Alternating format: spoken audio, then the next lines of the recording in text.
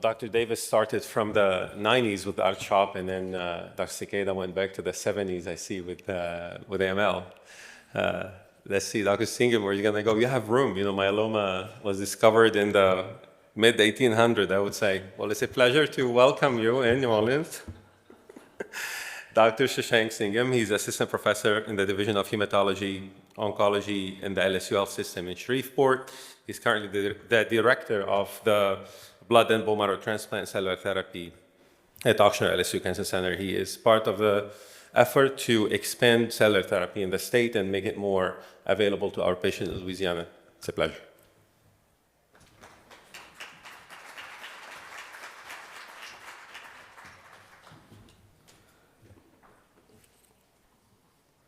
All right.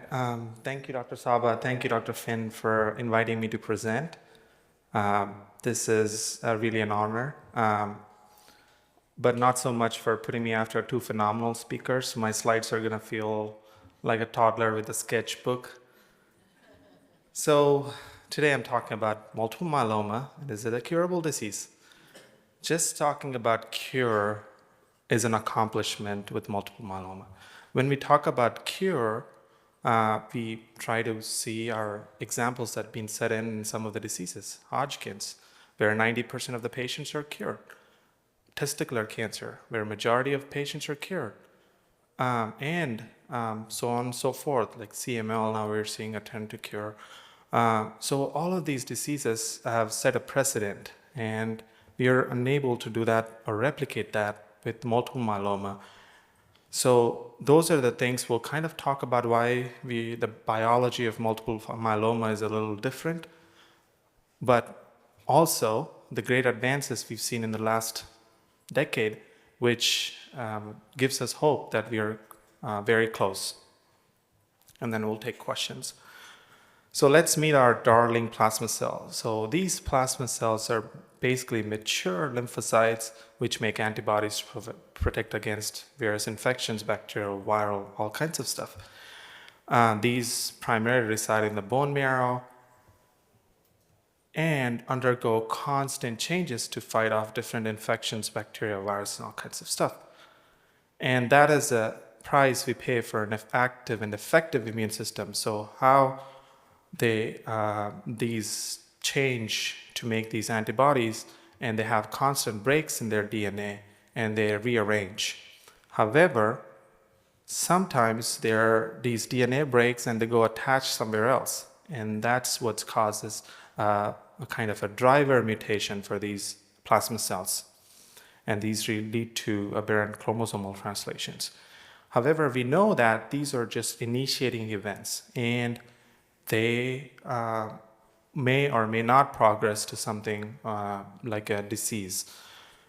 And what leads to that progression of events is usually secondary mutations involving TP53 or other mutations, which add to that initial IGH translocation. And if there is a secondary mutation or if there is a clinical manifestation of this disease, that's how we define multiple myeloma. So we have these genetic and molecular changes causing that. It replaces the bone marrow, causing anemia and other symptoms, causes bone destruction, and also secretes all these non-specific clonal protein, which clogs the kidneys. The median age of diagnosis is about 69 years, which is, as we talked about, large cell leukemia, all of these hematological malignancies are advanced age, African American race, environmental and genetic factors. And these are established criteria for multiple myeloma, mostly to deal with the CRAB criteria we just talked about, with organ damage, but also some of these numbers we deal with. Why is this important to us, and why are we talking about it? So if you look at this match, these are age-adjusted incidence rates per 100,000, and this whole southern belt, starting North Carolina all the way to eastern Texas, we have a large myeloma population. It is It is very concentrated in this area, and it is very important for us to effectively deal with this cancer and also be in the forefront of new therapies for multiple myeloma. I looked at the tumor registry data from Louisiana, but we are doing very well compared to the national trend marks. However, we need to excel. So this is a traditional teaching for the natural history of multiple myeloma, is that it's an uncurable disease but fairly treatable. We treat it with induction treatment, then we kind of get into remission. We use the stem cell transplant for consolidation in patients who are eligible. Patients relapse and get some therapy, kind of relapse again, and at the end are untreatable. This is a slide I had made for the during a patient education session. So how does cancer, and we talked about this mutation, lead to gain of function, and they arise as weeds in the grass. They have damage to cell apoptosis mechanisms, and there's evasion of immune surveillance, which happens a lot with multiple myeloma. The chemotherapy technically targets all these tumor cells either by starving them or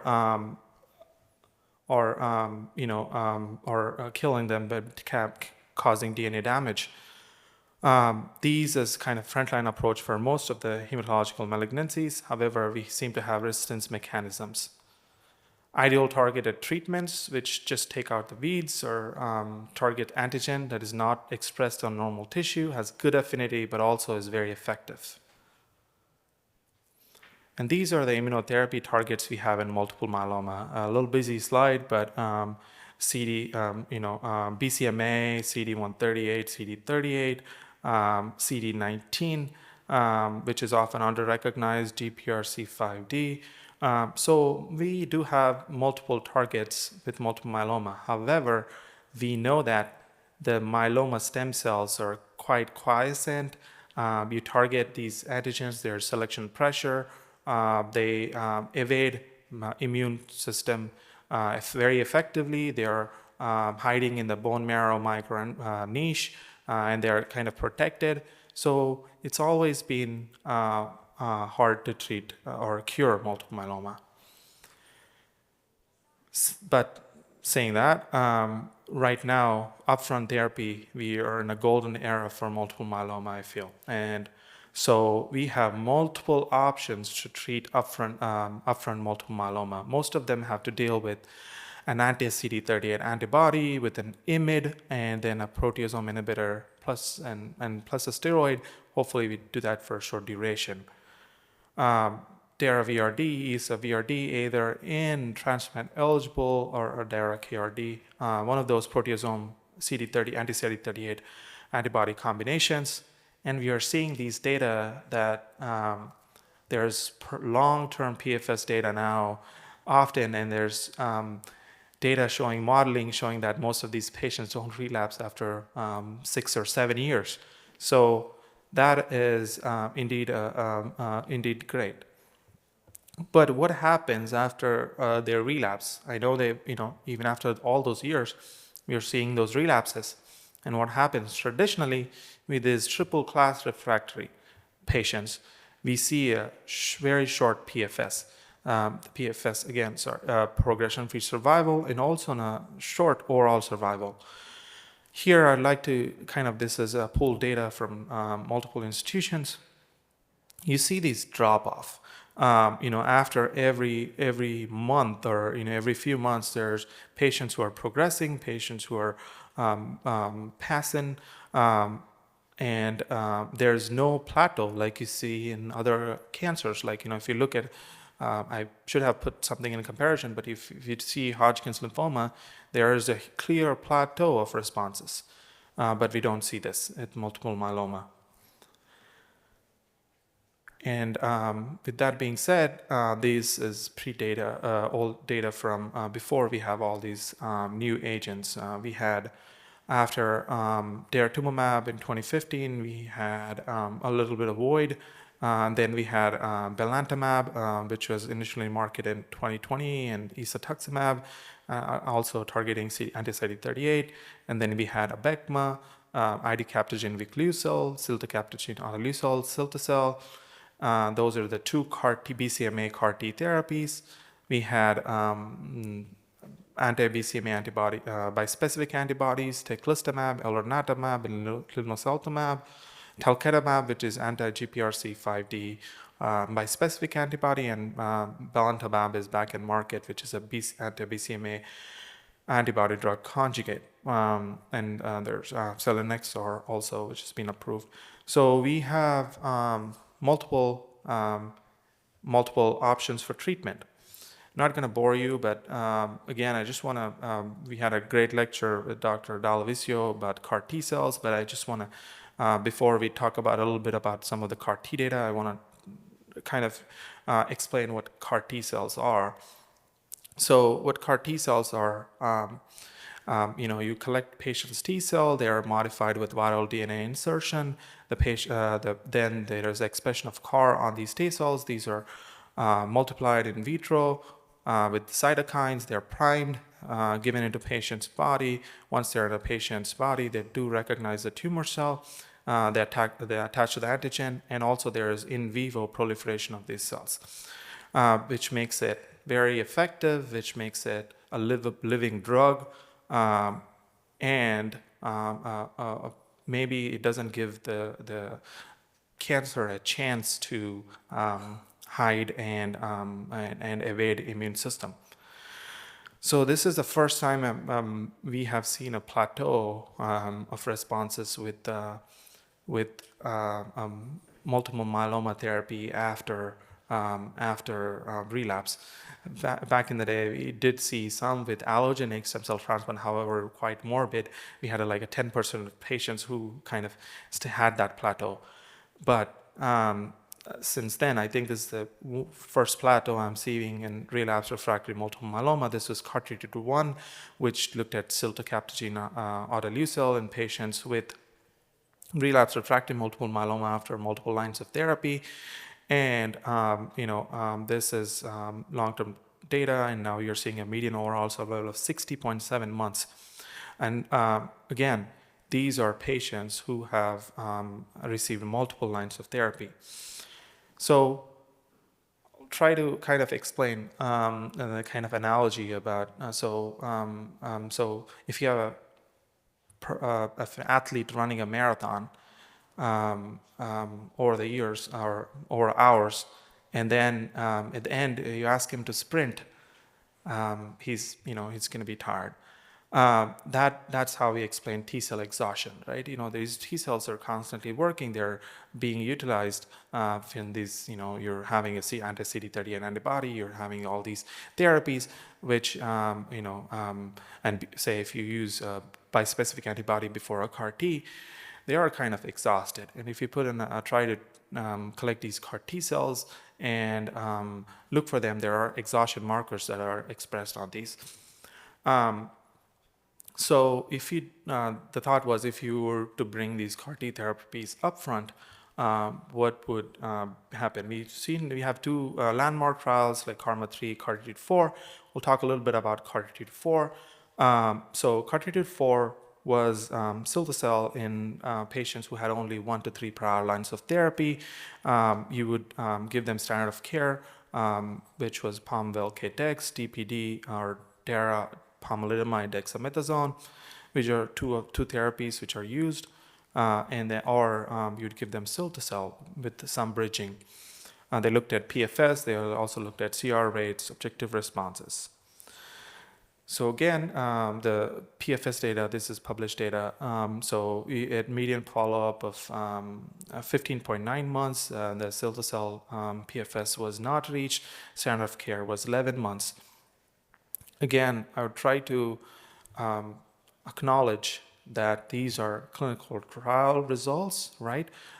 This is not obviously generalizable to everybody because patients have to follow a certain follow a set criteria. They should not have rapidly progressing disease. Most of the patients with rapidly progressing disease may not see these therapies or may not be eligible for the trial because they kind of don't live that screening period if don't treated. So despite these limitations, I think this is definitely a randomized trial. This is we have seen this in clinic that this works even in patients who are not on a clinical trial, that this works phenomenally well. And also, again, I would like to try to impress those plateau of responses you see. With standard of care, you see those drop-offs, but with the cilta-cel group, you're seeing a plateau of responses. So I'm definitely looking for overall survival data on this, but again, very, very promising. We think that's standard of care, but we got quite a competitor, which is bispecific antibodies. Bispecific antibodies, again, as Dr. Carter Davis talked about, was they attached to CD3 on the T cell and antigen on the tumor cell. We do have two approved two therapies that or four therapies which target two antigens, three of them with BCMA, teclistamab, elranatamab, and linvoseltamab, which are now approved, and then talquetamab, which is anti-GPRC5D. So this ASH, there was data from Majestic-3, and now was fast-tracked to was approval with FDA, which basically was teclistamab, which is anti-BCMA bispecific antibody with daratumumab, and versus compared to DPD or DVD, which was standard of care for patients who had 1 to 3 prior lines of therapy, so kind of early relapse for bispecific antibodies. The approvals that we had for bispecific antibodies prior to this was after four lines of therapy, or at fourth line of therapy. And the primary endpoint was progression-free survival. And again, very impressive results. If you look at this, at 36-month PFS, or 36 months, we had a 83.4% of patients who were in progression-free, compared to 29.7%, with a clearly a hazard ratio of 0.17. Again, you're seeing a plateau. So this is very impressive. This warms my heart every time I look at this graph, and and I show my patients this graph. Again, we have to acknowledge that these again may or may not reflect every patient you see in the clinic, because you see patients who are not eligible for these trials. And again, similar with our overall survival, we've seen these great results. Okay, so now it's good to have a debate, especially this, what to do after first relapse, right? So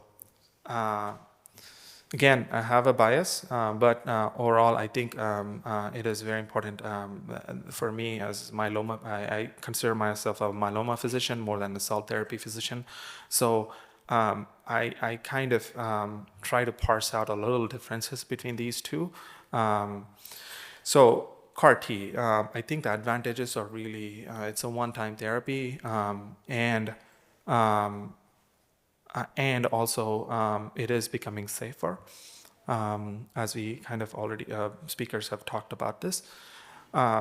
I put on a little disclaimer to that is patients who get CAR T still end up having some of the toxicities that may need to be managed, especially cytopenias, especially infections. So IVIG is a good tool, to have in your toolkit. At least understanding these are the things that happen, and a good communication from a cell therapy physician to the oncologist is really how to manage these side effects is going to be really important. That piece of is passing on the baton, during a relay. So it is very, very, very important. The second is neurotoxicities from BCMA CAR Ts. Also, you're seeing some signal of GPRC5D CAR Ts. Is is important to acknowledge.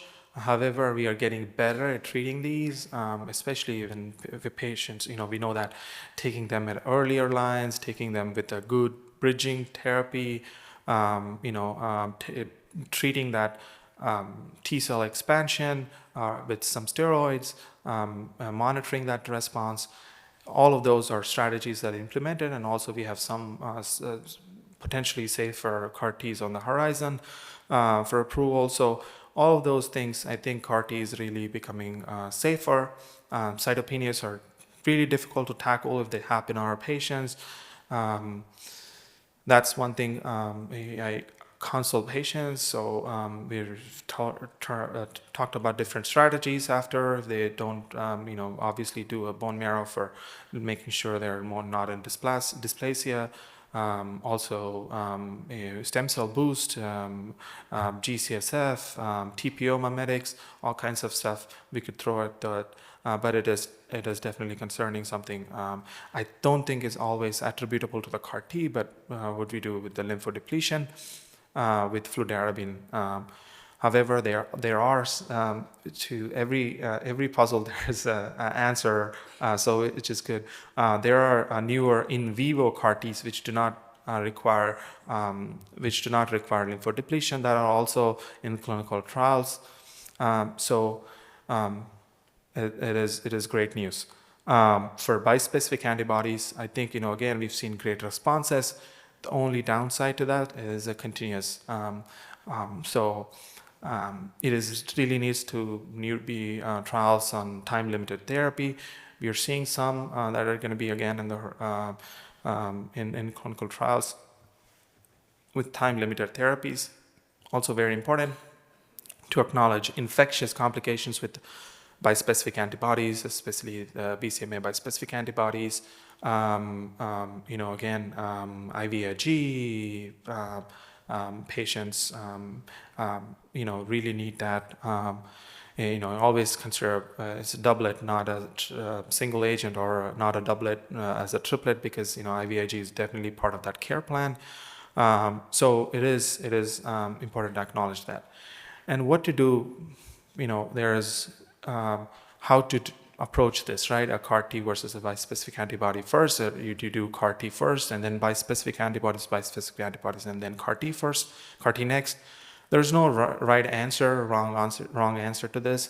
However, I feel that just with that analogy that an exhausted T cell after a lot of bispecific, so the patient on bispecific antibodies relapses, it's going to be the CAR T, I think, theoretically, and we've seen some of these later line therapy, later line studies, is that it may not be as effective because the T cells are quite exhausted, for autologous CAR T at least.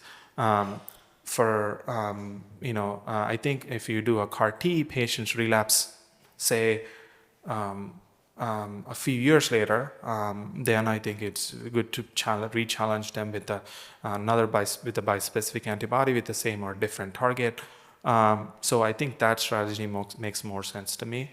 Again, it is very, very not every size fits all. So it's important, if a patient have a rapidly progressing disease, you have no option but to put them on a bispecific, which is because it's off the shelf. You can get it to the patient as quickly as possible. So it is really that closed door discussion between you and the patient, which is the right strategy for them. So again, with that, a lot of words just to say that we don't have a cure, but we are very close to it. It's definitely a challenging disease to cure, but every day we are getting a step closer. Thank you.